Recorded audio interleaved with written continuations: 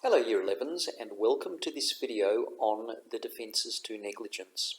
There are three things that you need to do while you're watching this video. First, take the very best Cornell notes that you can. Second, use the pause and rewind functions. Use the pause function if you need to stop this video to take notes. Use the rewind function if you need to go over any information contained in this video. The third thing that you need to do is have your vocabulary sheets open in front of you so that you can include in your vocabulary sheets the definitions of key terms or of any other words the meaning of which you may be unfamiliar with. Once you've finished watching this video, please read the pages from the textbook referred to on this slide. And if you find any additional information from that reading that you think is useful, supplement your Cornell notes with that additional information. Well, let's get started then. On this slide, I've set out your two learning intentions.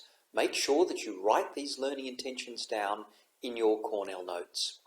The first learning intention is that you should be able to describe the elements of two defences to negligence. These two defences are contributory negligence and VOLENTI non-fit injuria.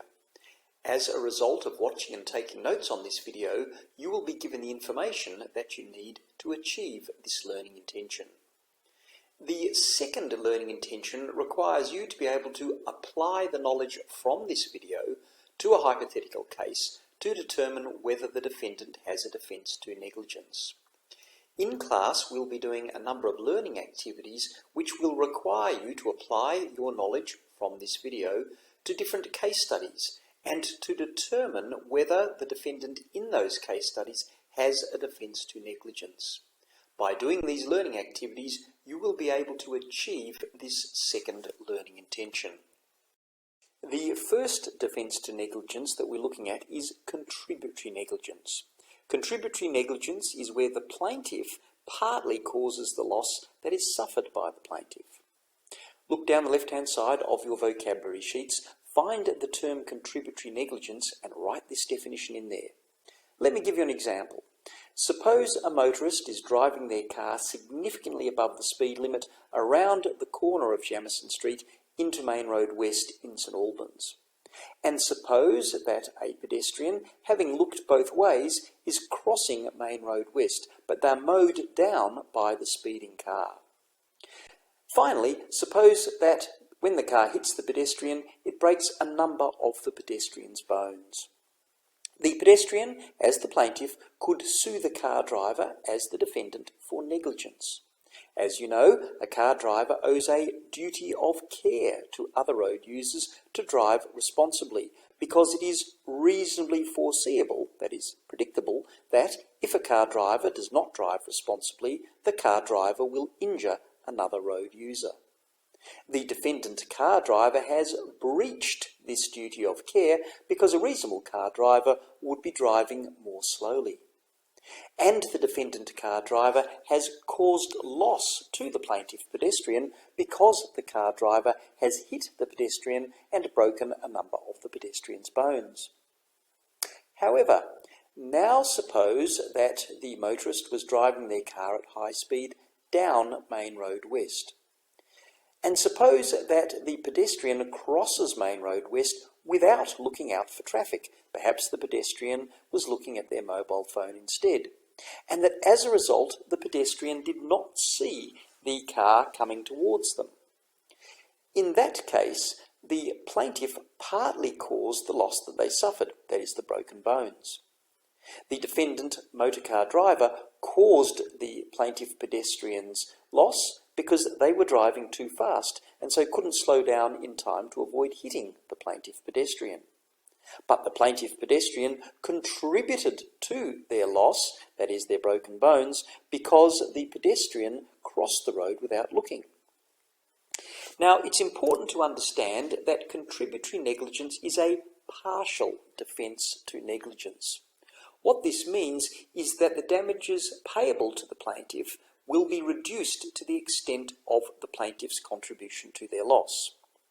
So, for example, in the defendant's trial for negligence, the judge, or if there's a jury, the jury will need to apportion responsibility for the plaintiff's losses as between the defendant motorcar driver and the plaintiff pedestrian.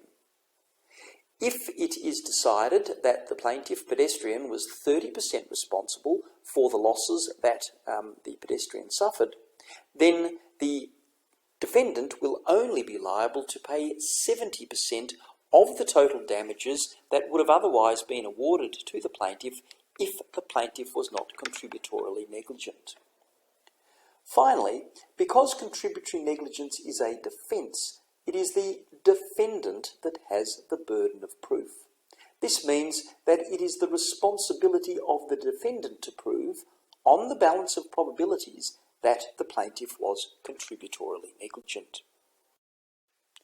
The second defence to negligence that we're looking at is volenti non fit injuria.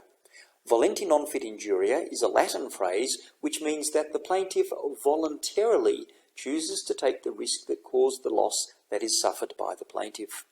Look down the left-hand side of your vocabulary sheets, find the term volenti non fit injuria and write this definition in there. Let me give you an example. Suppose that Vincent is walking down the street one day when Junior suddenly jumps on Vincent so that Vincent falls to the ground and dislocates his shoulder. In such a case, Vincent could successfully sue Junior for negligence. This is because the three elements of negligence are satisfied.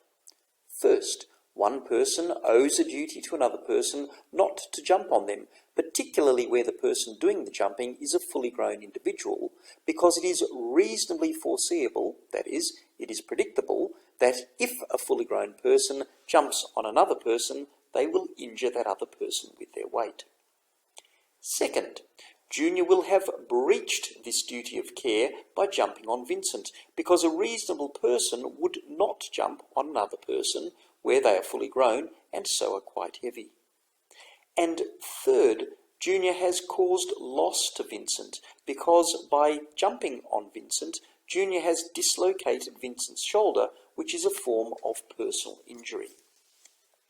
However, now suppose that Vincent is playing a game of rugby, that Junior tackles Vincent to the ground to stop Vincent from scoring a try, and that, as a result of the tackle, Vincent dislocates his shoulder. In this case, Vincent voluntarily chose to take the risk that he would be injured while playing rugby. Rugby can be quite a violent game, and rugby players accept that, if they are tackled in accordance with the rules, they may well be injured. In such a case, Junior would have the defence of volenti non fit injuria. Volenti non fit injuria is a total defence to negligence. This means that, where a defendant has the benefit of the volenti non fit injuria defence, the defendant will not be liable to the plaintiff for negligence at all. In summary, the volenti non fit injuria defence is generally only something you need to consider where the plaintiff is injured while voluntarily undertaking a risky activity. Where the defence of volenti non fit injuria applies, the plaintiff's claim for negligence will be unsuccessful because volenti non fit injuria is a total defence to negligence. Finally, because volenti non fit injuria is a defence, the defendant has the burden of proof. This means that it is the responsibility of the defendant to prove, on the balance of probabilities, that the plaintiff voluntarily chose to take the risk that caused the plaintiff to suffer loss. There is a very important qualification to the volenti non fit injuria defence. This is that the defence does not excuse a defendant from liability to the plaintiff for negligence, where the risk that injures the plaintiff is not a reasonable risk that is associated with the activity that's being undertaken by the plaintiff. For example, bungee jumping is a risky sport. It involves a person jumping from a high bridge towards the river below with an elastic rope attached to their ankles. A person who goes bungee jumping voluntarily chooses to take the risk that they will be injured as a result of the proper operation of the elastic rope. For instance, they take the risk that they will dislocate their ankle because of the pressure which the rope puts on their ankle when it pulls them up and stops them from going into the river. The risk of a dislocated ankle is a risk that is part of bungee jumping. In such a case, if the bungee jumper were to sue the business that provides the bungee jumping services for negligence, then that business would have the defence of volenti non fit injuria. This would mean that the business is not liable to the bungee jumper for negligence at all. However, it would be different if the rope snapped because it was not properly maintained and the bungee jumper injured themselves by plunging into the river, or worse, into the ground. This is because a person who goes bungee jumping does not voluntarily choose to take the risk that they will be injured as a result of the rope snapping. This is not a reasonable risk that is associated with the activity of bungee jumping. In such a case, the bungee jumper could successfully sue the business that provided the bungee jumping services for negligence, and the business would not have the defence of volenti non fit injuria. Well, this brings us to the end of this video. As a result of watching and taking notes on this video, you should be able to do two things. The first thing is you should be able to describe the elements of two defences to negligence. These are the defences of contributory negligence and volenti non fit injuria. In this video, I've given you the information that you need to describe the elements of these two defences. The second thing that you should be able to do is to apply the knowledge that you've got from this video to a hypothetical case to determine whether the defendant has a defence to negligence. In class, we'll be doing a number of learning activities which will give you practice in applying your knowledge of these defences to case studies to determine whether the defendant in those case study scenarios has a defence to negligence. Once you've done these learning activities, you should be able to achieve this second learning intention.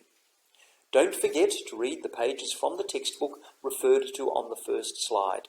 And if you find any additional information from that reading that you think is useful, supplement your Cornell notes with that additional information.